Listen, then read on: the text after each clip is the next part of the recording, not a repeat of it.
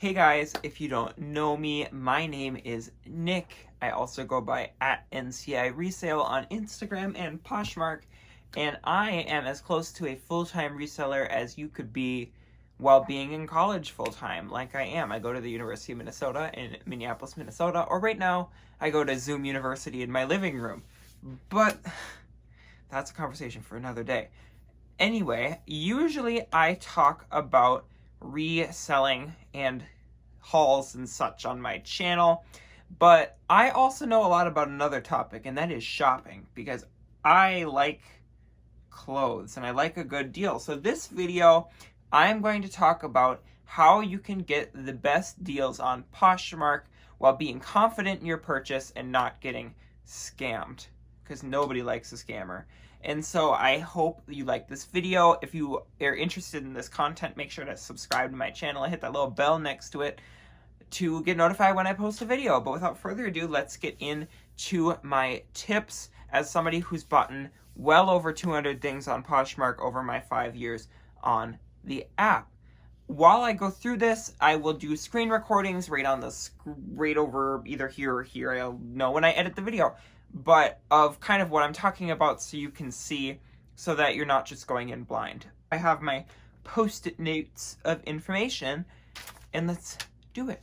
So my first tip when shopping on Poshmark to try to get a good deal is to always shop using the search feature, not on your feed. And when you do shop using the search feature, filtering by just in versus just shared.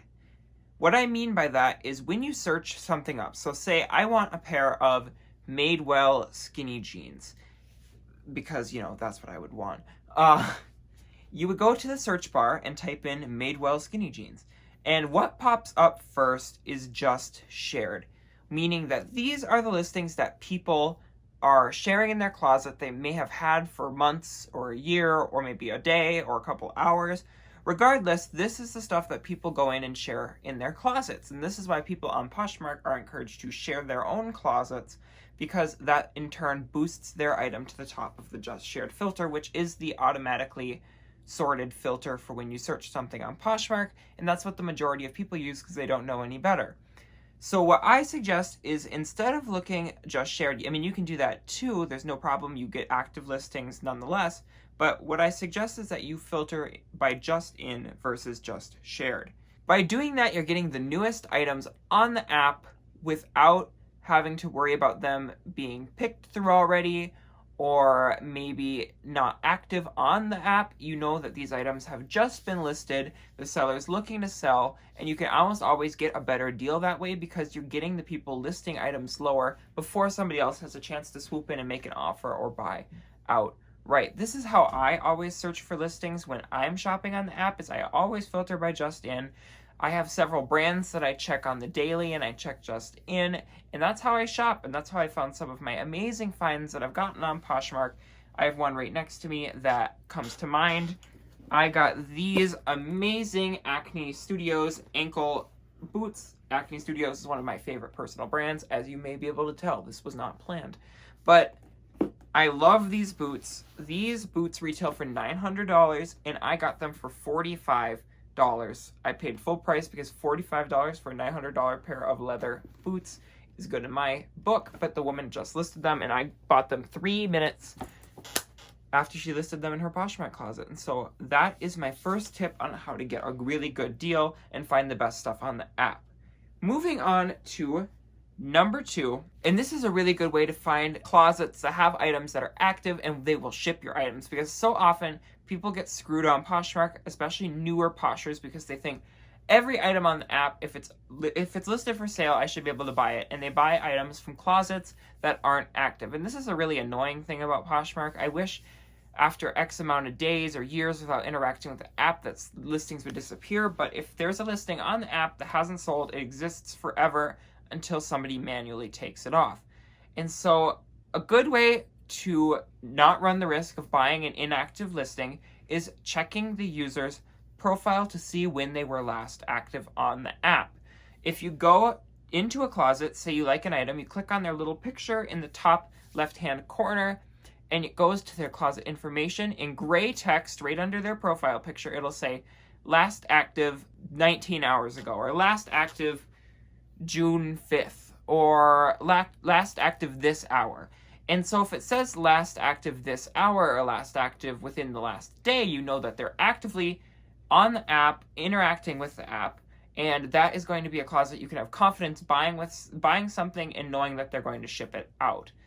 Now, if it says like last active a week ago, you know that they probably still have the app on their phone or whatever, and so even if they're not actively in the app, it might be worth, sending a comment over so they get a notification on their phone that makes them go back into the app, and you can know that they would ship the item. And if there's nothing there, that likely means they haven't touched the app in months. It's deleted off their phone. They don't even think about it. They might not even have the stuff anymore.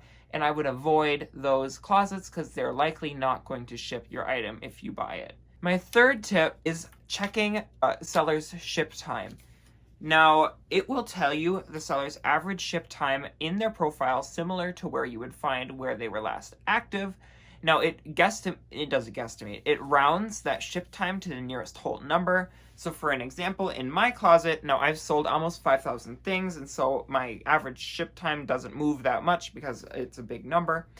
But my average ship time is 1.4 days. And so that number rounds down to 1 day. And so in my profile, it says my average ship time is 1 day. Some people, it says same day. Mine says 1 day. Some people say 2, 3, 4, whatever.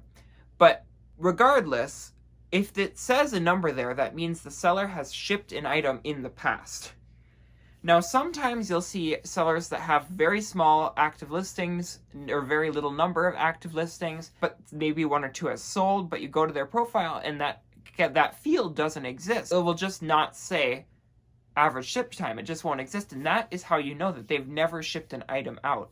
Even if it's a new seller and they take 8 days to ship the item, it would say average ship time 8 days. So if it's not there, it just means they've never sold an item before or shipped an item before, even if it says they sold an item. So that is a huge red flag, and I would avoid buying from closets that say that. My next tip is to always watch out for deals or be cautious of deals that seem too good to be true. More often than not, scammers use these tactics to scam you out of your money. And so if you see like a Louis Vuitton Neverfull priced at $249 and it's brand new, it's either one or two things. It's a scam to get you to buy it, and then they ship you an empty box and hope that Poshmark doesn't catch that, even though Poshmark does usually protect, not usually, would always protect their buyers if they receive an empty box. But there's been other questionable things in the past, but that's story time for another video. Or it's a counterfeit item, and it's illegal to buy and sell counterfeits, and so be very wary of that. Poshmark authenticates items over $500, and so here's a hot tip. That if something's like a Gucci purse or Gucci tennis shoes or Golden Goose sneakers or Balenciagas or whatever it may be, is priced at $499, do not buy it for that. If anything, if you think they're real or the buyer claims they're real and you want to buy them for that price, ask them to raise the price to $501, because if you do that, then the item will get sent to Posh Authenticate, and they will authenticate the item for you, so you don't have to worry about it being a fake. But if you buy something at $499 versus $501, you have none of that peace of mind, and you are not protected against counterfeit items that way. Now, if you can prove something's a counterfeit after you got it, before you accept the item, Poshmark will let you return it 100% without a doubt. If you accept the order and then later come to find out it's a counterfeit, the process is a bit more dicey, but 9 times out of 10, Poshmark does protect you in that instance too, and you would get your money back. My next tip, sorry, I was nervously folding my Post-it note up and over again, is to check a seller's love notes. Now, if you don't know or aren't super familiar with the Poshmark app or lingo or jargon or terminology, love notes are what sellers receive as feedback. You can't see a seller's average rating on Poshmark, but you can see their love notes. So you can see customers that were satisfied in the past. You find this under their profile on their account. I will pop mine up here. And sellers with a lot of love notes are what you could say trustworthy. You know that they're shipping their items out, they're selling quality things, and you can 99.99% of the time trust that you're going to get a good product from them. Especially if it says 100 plus, that means that they are a probably top 10% seller. They're selling lots of stuff. You can see the dates that people receive the love notes, so you can see how often they're selling or getting really happy buyers for their things. And you can also see the nice things, or sometimes not so nice things, that people said about that particular seller. And I think that is a underutilized tool for people who are shopping on the app, that you can go in and really see people's experiences, at least their positive experiences, with any given seller. And this goes for large and small sellers. You know, if you sold 5 things, I would say like 1 out of 5 buyers leaves a love note. It's not required. It's totally and 100% optional, but I would say about 20 to 25% of buyers leave one. I usually leave one because I think it's nice, but all you have to do is rate it, and you can't see the rating, but you can see the love notes. And so even small sellers often have 1 or 2 love notes, and in my opinion, that's enough for me to see that they are a trustworthy seller that is shipping their items out, and maybe even shipping them out in a good pace. Some people will talk about that, but nonetheless, you can have more confidence in a seller with seeing those. Now, my last tip, it's pretty simple, but it is applicable. It's, you know, you can almost always feel confidence in shopping a closet with a very high number of listings. I would say any closet that has over 100 listings in it, you can be fairly confident that they're selling and shipping out their items. Now, this isn't a end-all give-all. I'm sure that there are closets that have hundreds of not good listings, but you know, as a general rule of thumb, if you have that much stuff, you're probably somewhat of a reputable seller, and customers should have faith in buying from those people. Not to say that you shouldn't shop from new closets, but you may be taking a bigger risk by shopping from a closet with 5 listings and only 1 sale that just sold 15 minutes ago and they had never sold anything before. You're taking more of a risk buying from that buyer than you're buying from, say, me, who has sold 5,000 things on the app, has 5,600 listings, or 57 or 5,800 listings, I can't remember off the top of my head, in my closet historically, that, you know, me as a seller is going to ship my crap out whether I'm a business or not. I mean, I am a business, but you can have a trust in sellers that have built up that many listings versus you're taking more of a risk shopping from somebody with a smaller listing count. Followers don't really matter on Poshmark. It just kind of depends how long you've been on the app and, you know, what. That's a different topic. I hope you guys found this video helpful. Let me know what your guys' experiences shopping on Poshmark have been, positive or negative, and what other information you'd like to see from me in the future. If you like this video, please give me a thumbs up. It'll help me out in the algorithm.